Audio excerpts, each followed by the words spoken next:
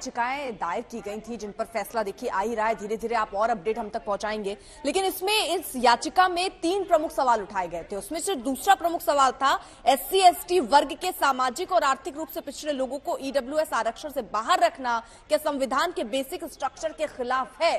क्या इस पर भी अभी तक कोई टिप्पणी कोर्ट की तरफ से? ये दलीलें दी जरूर गई थी याचिकाकर्ताओं की तरफ से कि 10% दो, उसमें भी हमें हिस्सा दो।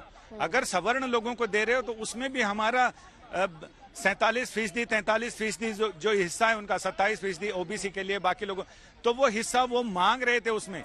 लेकिन जिस तरह से इस मामले को सुप्रीम कोर्ट ने अभी तक अपने फैसले, जो ऑपरेटिव पार्ट बताया गया, उसमें ये लग रहा है कि SC ST और OBC का जो आरक्षण है वो अपनी जगह रहेगा, ये अपनी जगह होगा। इसमें स्पष्टता आने की जरूरत है, क्योंकि कोर्ट में जो फैसला सुनाया गया है उसमें इस पर बहुत विस्तार से नहीं बताया गया है। वो विस्तार हमें फैसले में देखना पड़ेगा कि उस पर कोर्ट ने क्या अलग अलग राय दी है या एक राय दी है। क्या ये मान लिया है कि उसमें आर्थिक रूप से जो आरक्षण अभी तक दिया जाता है, इसमें आर्थिक, शैक्षणिक, सामाजिक और राजनीतिक, ये सारे क्राइटेरिया शामिल हैं, या इस 10% में भी उनको दिया जा रहा है। लेकिन अगर ऐसा होता तो शायद हो सकता है कि जजेज ने अपने फैसले में ये स्पष्ट किया होता। तो ऐसा भी हो सकता है कि ये जो दलीलें याचिकाकर्ताओं की तरफ से दी गई थी कि इसमें भी हमें आरक्षण दो, तो ऐसे में जो आर्थिक रूप से पिछड़ा वर्ग है, जो सवर्णों की या बाकी लोगों की बात की जा रही है, उसमें शायद हो सकता है कि वो सरकार का मकसद सॉल्व नहीं हो पाता हो, या कोर्ट ने इस पर अपनी सहमति जताई हो। तो ये आगे देखना पड़ेगा। लेकिन अभी तक के फैसले से यही लग रहा है कि शायद सुप्रीम कोर्ट ने इन दलीलों को दरकिनार ही किया है। यानी कि संजय, इसका आर्थिक असर है, शैक्षणिक असर है, लेकिन सामाजिक इसका असर नहीं पड़ेगा। यानी कि जो 3 पहले से कोटा सिस्टम चल रहा है, इसका सामाजिक असर नहीं है। और कोर्ट ने 4 जजेस ने तो कम से कम ये मान लिया है।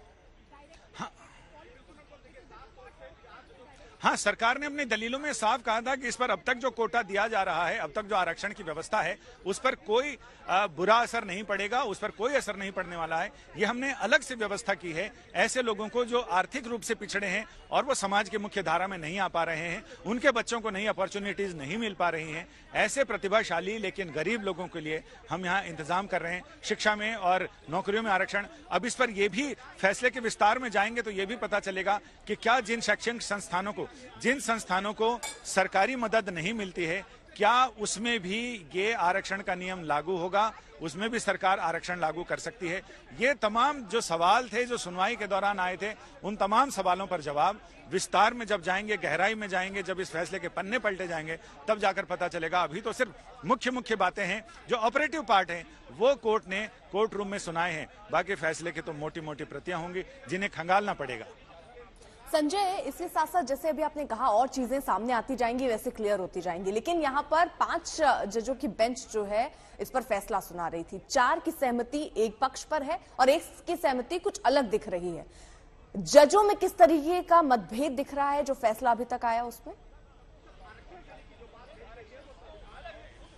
इसमें साफ साफ मतभेद है कि 4 जजेज समर्थन में हैं। उनकी रीजनिंग अलग अलग जरूर हो सकती है। इससे पहले भी मैंने अपने दर्शकों के साथ ये साझा किया था कि कई बार ऐसा होता है कि जजमेंट अलग अलग लिखते हैं, लेकिन मूल भावना पर सारे सहमत होते हैं। लेकिन वहां तक पहुंचने की रीजनिंग, जैसे अपने यहाँ भारत में कहते हैं कि सभी धर्म एक ही शिक्षा देते हैं, बस ईश्वर तक पहुंचने के रास्ते अलग अलग हैं, सबके अप्रोच अलग अलग होते हैं, लेकिन सब एक मुद्दे पर सहमत होते हैं। 4 जजेज इस मुद्दे पर तो सहमत थे, लेकिन चारों की रीजनिंग अपनी अलग अलग थी, इसलिए उन्होंने अलग अलग फैसले लिखे।